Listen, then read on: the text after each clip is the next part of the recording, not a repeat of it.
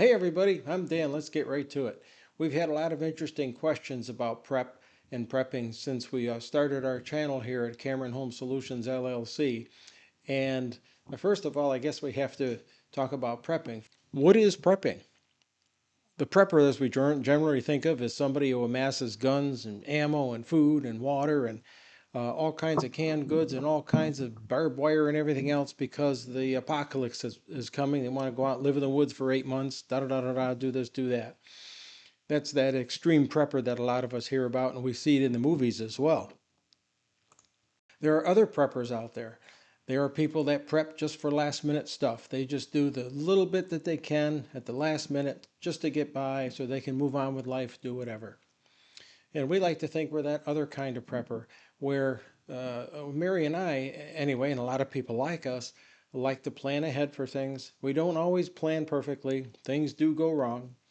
But we like to plan ahead. We go so far as developing a habit of when our car is 7/8 to 3/4 full of gas, that's when we gas it up. It only takes a few minutes. We put in 4 or 5 gallons at the station. Boom, boom, we're in, we're out. That's how we do it. We don't wait till the tank is an eighth full and then we have to spend 45 minutes putting 75 gallons of fuel in a big truck or something. So there is no right or wrong way to do any kind of prepping. And that's the premise of what I'm talking about tonight. And hey, if you get any value out of this, one, two, or three nuggets that you could use, hey, hit that like button, maybe hit that subscribe button, and definitely share it with your circle because there will be some other people out there that might thank you for doing that sort of thing. So, anyway, when we think about prepping, we try to avoid mistakes. And I found a website. It was called Storm Ready Home, Florida's trusted hurricane preparedness authority.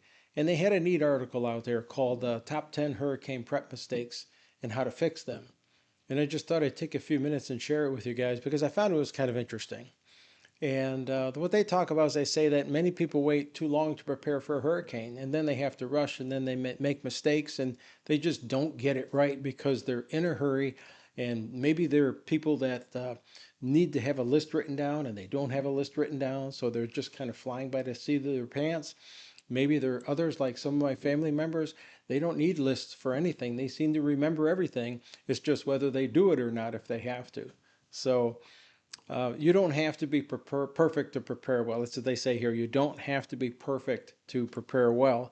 You just need a clear plan, reliable information, and a willingness to act a little earlier than others do. So obviously, mistake one. I'm guilty of this. Mary is too, and some of you guys might be as well. Waiting to the last minute. It's dangerous. It's a common thing that people do. Oh, the storm's not going to hit us. And we just think about Hurricane Charlie and we think about Hurricane Ian.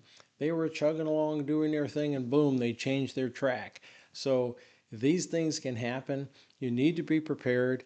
And I'm not trying to scare anybody here. If anything, I'm trying to empower people with this information because this is good stuff. And it's kind of funny. I mean, I'm laughing when I think about the amount of mistakes that we've made in our hurricane prep, but at least we had a plan. And if we had a plan, and sometimes we planned badly, at least we did some planning. That means most of the other stuff we did well. So, pretty interesting thought. Another mistake is ignoring evacuation orders. Now, this one, you can take it whichever way you want to go. Historically, news outlets and weather outlets freak out whenever there's a storm on the horizon. You see it with regard to the blizzards and the ice storms we had here up north in the Northeast here and down to Charlotte, Tennessee, Georgia, etc. They talk about how many millions of people are going to be under potential ice and snow problems, that you may need to do this or do that. There might be hundreds of thousands of power outages, that sort of thing. And they really don't know. They're just guessing. It's the same thing with hurricane prep. Now, with hurricanes, they can be a little more loose and wild than some of these winter storms. When you have a low blowing through an area, it goes and it's pretty predictable. You can pretty well figure out what things are going on. It's not like the storm is going to go along and suddenly take a right or suddenly take a left, right? So that's something. So some people just ignore evacuation orders because they say, hey, the Weather Channel, my local news station, the radios, they're blowing up this storm. They're making a lot out of it. They're just trying to get views and make money from advertisers because what they want is views. And I agree with that. to a large extent, that is true. I think if you use your head and you use common sense and just be a little bit cynical about what you hear on the news and not so ready to get all jacked up, then you can probably make a good decision for yourself about whether you need to evacuate or not. And some people think, hey, I can ride out the storm, it's not a problem. I'll just give you what my wife talks about, what Mary talks about regularly. She says, look, you can hide from the wind, but you need to run from the water. If you have a potential danger of a storm surge coming your way, whether it's going to be a couple feet or 15 feet like it was during Hurricane Ian, let's say get the heck out of town. If you live down near the coast and you could be susceptible to water coming in and destroying or damaging your property and killing you and others, it would probably be good to leave and leave early. Some people don't do it. There were dozens of people killed on Fort Myers Beach and elsewhere because of Hurricane Ian. So I still have to say, a lot of people do ignore evacuation orders, but it's also been difficult because sometimes there's been such a blowup of storms and what really is supposed to happen never happens. So people get complacent. I would just say keep an eye on things, watch out for stuff. Maybe you can put it in the comments below as to what happened with you if you've ever been through this kind of scenario where you got all freaked out, you evacuated and found out you wasted time, money, and effort and missed a couple days of work or whatever. I'd love to hear about it because you hear different sides of the story. Hey, if you're getting some value out of this and you might get a nugget or two or three, hey, hit that like button. Perhaps subscribe to our channel and definitely share it with others. It would help us out. And if you have any comments, please put them below because the comments help us to kind of dictate what we can provide out there for you, what you're looking for, and it just gives us an idea of how we're doing. So click that like button and consider subscribing. Thank you. Mistake number 3, failing to test your emergency gear. Man, we're guilty of that one, and we didn't realize it. Well, actually, we did test it. We just didn't test it enough. You've got emergency gear, but batteries are going to go bad. Fuel might go bad. I mean, you can have an issue. If you've got a gas generator, it runs on gasoline, and you don't run it regularly, keep it cleaned out, keep that carburetor clean, and put in stabilizer in between the times you run it, almost guaranteed you're going to have a problem the time you actually need to use the machine. And that happens to so many people. And so many people don't know how to fix machines or work with them or even adjust them. And some machines you can't adjust. So if you have something like a gasoline generator, basically you just inherited another child. You've got to take care of it. You got to feed it. You've got to rub it down, keep it clean, and you've got to put stabilizer in that sucker. You've got to take it easy and just take care of it. We had a couple emergency lights. They were working fine. We tested them. 6 months later, we pulled the items out. Actually, we pulled the items out to do a YouTube video on LED lighting and lighting sources in a power outage. And the darn things didn't work. And I actually took the lights apart, tried to fix them. No luck, couldn't get them to fix. They ended up going in the garbage, and we bought a couple different kinds of lights. Uh, we kept the batteries out of them. We always keep the batteries out of our battery operated equipment, but we leave the batteries in a Ziploc bag with the device. So once we need it, we go ahead and put the batteries in. The batteries stay fresher. We don't have to worry about corrosion and that sort of thing. Excuse me.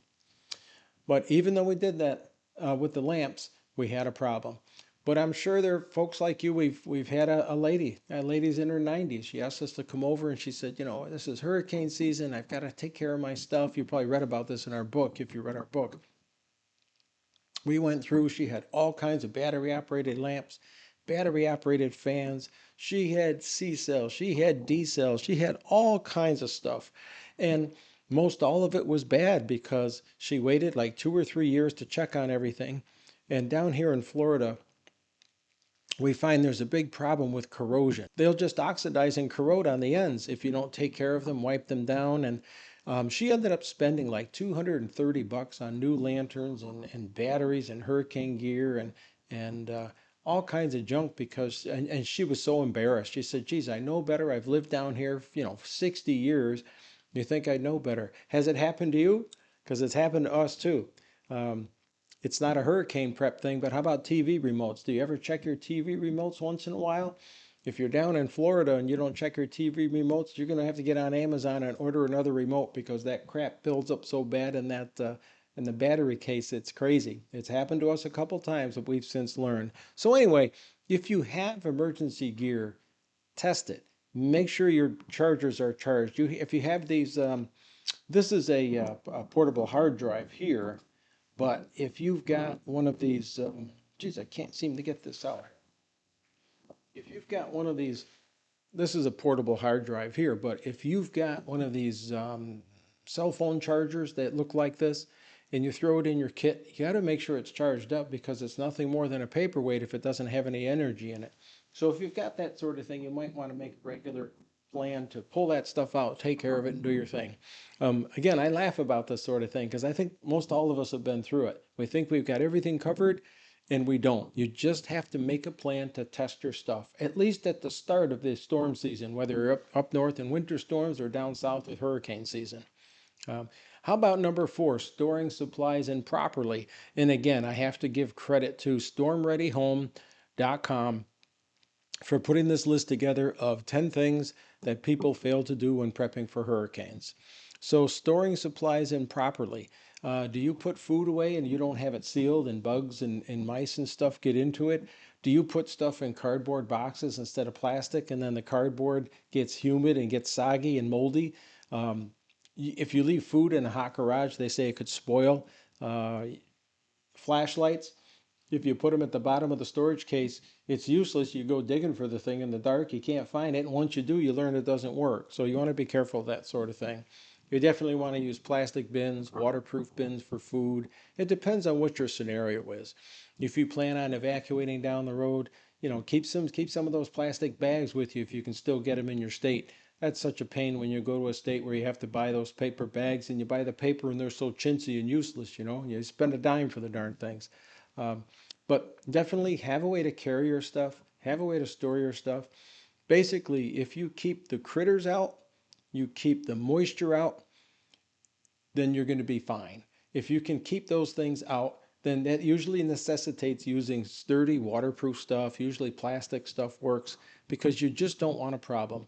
The other thing you want to do is check your expiration dates of your food. You want to have a fun time, go into your pantry and clean out your pantry. You'll be surprised at how much expired food you might have in the canned goods, etc., if you don't rotate things regularly. We know, hey, it's happened to us. Uh, Number five, underestimating water needs. Man, we've done that before. And boy, did that happen during Hurricane Ian. We're down here near Fort Myers, Florida. Hurricane Ian blew in here in 2022, and that was the first time that we all remember that in our time of living in Florida and in the time of so many others who have lived here for decades. In Lee County, Florida, during Hurricane Ian, the Lee County municipal water system went down, and tens of thousands of people were without potable water. Now, that's never happened. We've lost power, we've had trees go down, we've had some flooding here and there, but we always turned on our tap and we always had safe water, clean water. And when we turned on the tap after Hurricane Ian, and no water came out of the tap, that was freaky. Now, we had enough water. We always over plan when it comes to water because we do that just in case of this sort of thing. But there were so many people after the storm we were helping to give water to and hand water out because they never thought that the water would go down. So they didn't put more than a gallon or two aside. Well, in our area, we went through a 3.5 day power outage. Water was out for about 3 days, and then there were boil water notices after that. I mean, it was really stressful. So make sure you have more than enough water on hand. FEMA and so many other agencies recommend a gallon of water per day per person for sanitation, for bathing, for consumption, for cooking, that sort of thing.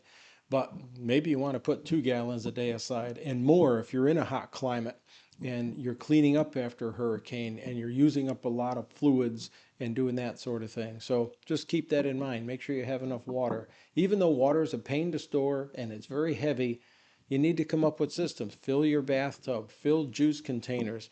We used to have toter trash cans that were 32-gallon trash cans. We could fill them up nearly all the way and they would not leak. The ones we have now, they're 65-gallon cans. They're made by a different manufacturer. You could maybe put 10 gallons in there and they start to drip out the sides. So whatever you have, store enough water. I'm rambling about this here, but that's important. Number 6, forgetting backup power or batteries. We went through this in Hurricane Ian. We went through Hurricane Ian. We had that power outage. We did have a backup generator. We had another diesel generator. This is the one we replaced it with, but we had another generator. And excuse me, what are we talking about here? Hurricane Ian, yes. This generator, I had to remember, Ian was in 2022. A lot of research, get your mind clear. Hurricane Ian was in 2022. We had this generator. It was only 5 days old. We had it custom built that summer. It was delivered. We picked it up actually 5 days before Hurricane Ian, and we ended up putting 48 engine hours on it right after the storm, and because we were out for 3.5 days. When we didn't run the generator, because we didn't run it all day, we didn't need to. It's big enough to cool down the house, and we could stop. We didn't have any backup power supplies. We forgot to buy backup power supplies. So Ian hit September 28th of 2022. By mid-October, we bought our first Jackery Explorer 2000. And in May of last year, we bought a second one.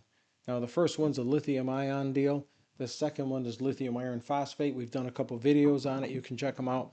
They're fantastic units. Whatever you buy, whatever the name is, whether it's Oops, whether it's Jackery, Blue Eddy, whatever, get something that's going to help you and your family. Get something that you'll enjoy using. Keep in mind, these things are heavy. We put ours on little moving dollies for $13 from Northern Tool and Supply. You can get them from Harbor Freight.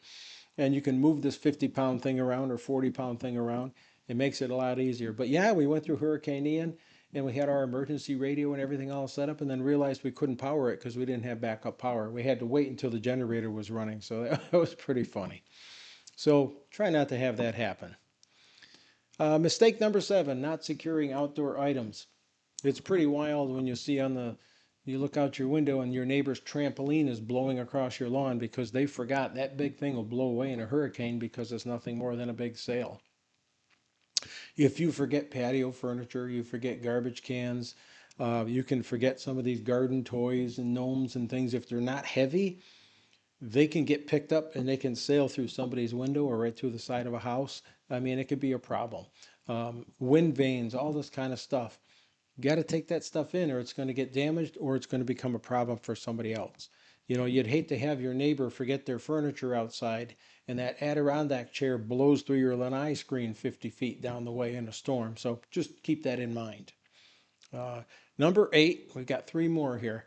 And again, if you like what we're doing here, you're picking up any value, hey, consider liking and subscribing to our channel. Definitely share with others because we're trying to get the word out. We're trying to build it. We always like to spread the word, and your efforts would really help there. So we appreciate your considering the description, but definitely hit that like button and give us a comment. Let us know how we're doing or what we could do better, what else you'd like to see.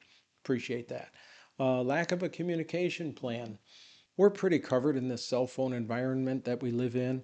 Our cell phones were charged up. We had backup power for them and little batteries. We were good to go. But of course, the cell system did go down, the towers did go down, and all we could do is send texts that were like 4 to 6 words long. Those are the only things that could go through in our area at the time. You had to drive down toward Naples to get a connection or out past Lehigh Acres and Immokalee. So we ended up doing that sort of thing because we had to run and get some emergency supplies, etc. And we helped some neighbors and did an emergency gasoline run for the generators, etc. But we had very spotty communication. So if you have a communication plan that you haven't put together, figure out, have your phone numbers, make sure you can contact people, make sure you don't just rely on your contact list in your phone because I don't know what my brother's phone number is in Connecticut. I have to look it up. Make sure you write it down so that if you have a problem with your phone, so many of us don't look at that. We just hit buttons, but we don't remember what the numbers are. Make lists, make sure you have it so you don't mess up your communication plan. And definitely talk with family members, friends, neighbors. Try to coordinate something just to make it easier for you guys. Finally, well, not finally, before finally, mistake number 9, assuming that flood insurance covers everything. And that does not happen. That is not the case. Flood insurance is insurance to protect against rising water. If you have a storm surge or that sort of thing, you may have an issue. It depends on how the plan is written up. Most of them are written up by the National Flood Insurance Program, and there are private insurers as well. check the copies of your policy, read the details, read about exclusions, read about any inspection requirements or anything you have to do. Because just because you're insured and just because you can call an insurance agent, my wife will tell you this, nothing, no insurance claim, no insurance payout can give you the peace of mind that actually taking care of your stuff can, that preparing your stuff, making sure you've got things in place, making sure you've got good plans in place. Um, we used to live up north and we were concerned about power going down, losing heat, and we had cast iron boilers in the old farmhouse. So we kept backup power supplies and we were able to keep things going and we never had a problem. But there are some people that say, don't worry about it. If the pipes freeze, I'll just call my insurance company. That's what insurance is for.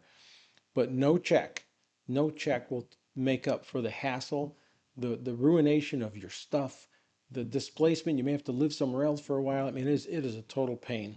So what I'm saying here is just don't assume that your insurance covers this and covers that. Know what it covers. Check it out. It's a pain to look through, but right now, look, it's the end of February. Hurricane season doesn't start till June 1st. It runs till November 30th. Doesn't really ramp up for us down here in Florida until mid-August, although hurricanes can come earlier or later. What I'm saying is you got a couple months. You can look at this stuff. You know, don't go to the movies one night. Forget watching Netflix the other night. Take a couple nights, go through this junk. It'll be much more valuable. You'll understand it, and you'll be far more empowered to handle a hurricane. You'll be glad you did this. Finally, not practicing your emergency plan. We make mistakes and we practice our emergency plan a couple times a year. People put together an emergency plan, they never go through it, they never check it out. I'll tell you right here, this is all I need to say. Hey, we've got an emergency plan. We're going to take this with us. We're going to throw it in our cars and we're going to drive down the road. And then they find out the time comes and they have to evacuate, and all the stuff can fit in the car, but you can only fit a driver and a passenger. What about the 3 kids? Where do they go? So these things happen. So if you're doing an emergency plan, anybody who's going to be affected by that should be there. Take a weekend. Take a week, go through it little at a time. Figure out what you need to do. Take care of what you need and definitely practice with your family so you know what to do. It's always going to be a panicky time. It's always going to be a crazy time. But by doing something, it's better than doing nothing. And a plan that's not practiced is really no plan at all. It might as well be a shopping list that sets aside and you're like, oh yeah, I forgot about this. I have to do this, do that. Definitely make a plan. If you're a person who writes things down and likes checklists, hey, put the comments down below. If you need some checklists, we've got a website. We can, upon request, we'll supply checklists to y'all. Just go through that, and there you go. You've got to have a good plan, but you have to practice it. I mean, it's just like these football teams. They don't just go out on the field on Sundays there and start throwing the ball around and hoping they win. No, they practice, they have a plan they go through, and you need to be that. Your family is your team. You need to practice, you need to be ready. You don't need to go crazy with it, but you do need to take some time and make it a priority if you lived where the wind blows. That is for darn sure. Well, that's it. Those are 10 different things. Again, what I've done is I picked that stuff up from the Storm Ready Home website. I happened to see it while I was doing some browsing, and I wanted to share it with you all. If you need any more information, again, feel free to reach out. We appreciate you spending time. We'll see you on the next video.